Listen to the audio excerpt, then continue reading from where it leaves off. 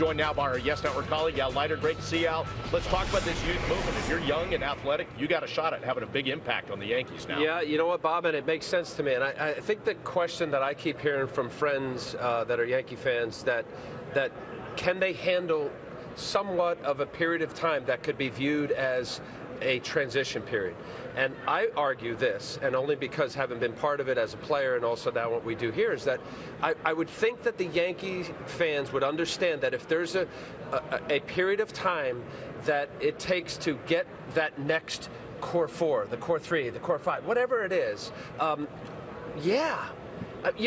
get to the playoffs and win 92 games, and I'm just speaking as I feel, and to go out in a first series, I don't think that's what the Yankees are all about.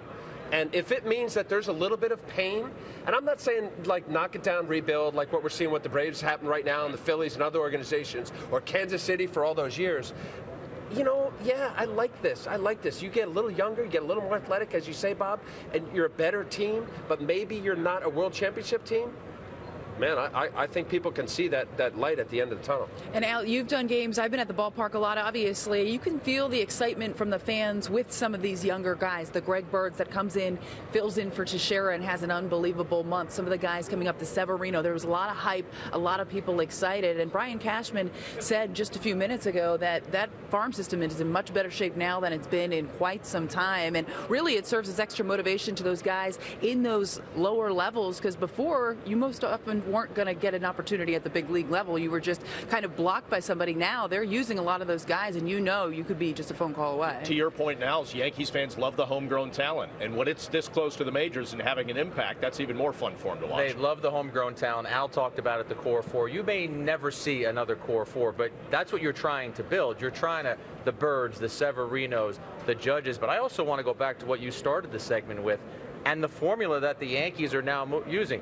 Didi Gregorius trade, how'd that work out? That worked out pretty nice. Nathan Eovaldi, that worked out pretty nice. Cashman is doing the same thing this offseason with Aaron Hicks and with the Castro move, and I think it's smart baseball. They are trying to get some of those contracts off the books. It's a fact of life, and Hal Steinbrenner has said, listen, you don't need a $200 or a $220 million payroll to win a World Series. If that's what the man in charge is saying, it's Cashman's job to work within those parameters. But championship-type players that can have an impact. I think Castro, Al, is one of those guys who could do that next year. Solid up the middle, maybe a little better defensively now at second, and they look at the upside that if he's only had, 46, 47 games there, he's only going to get better. You know what, and I was looking at this earlier, and I want to throw out a couple names, and this surprised the heck out of me.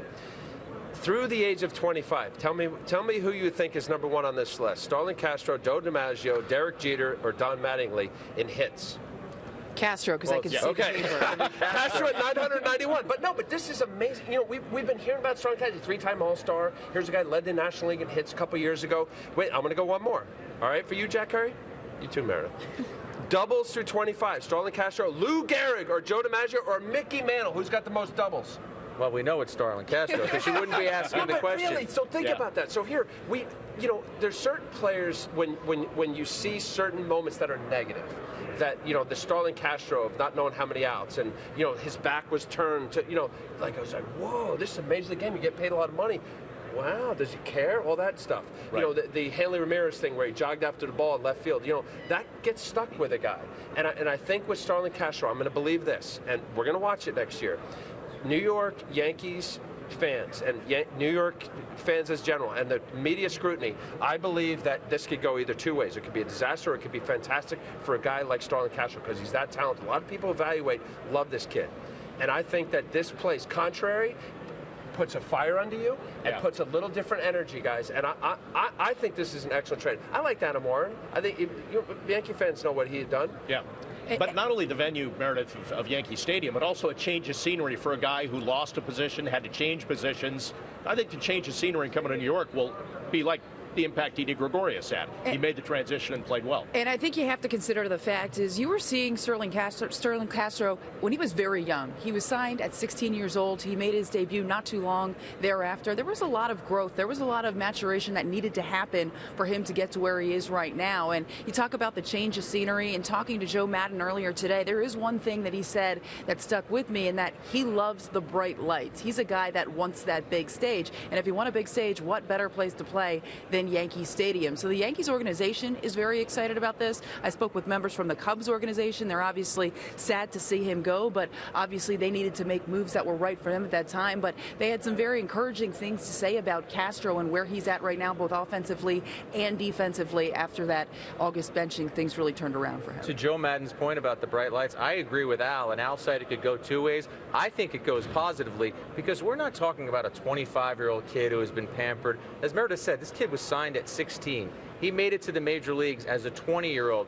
He's not a young 25-rounder. He's an experienced 25. He's played almost 900 major league games. I think he embraces New York. The Yankees are better. The Yankees are better as a result of this trade. We'll see how it plays out.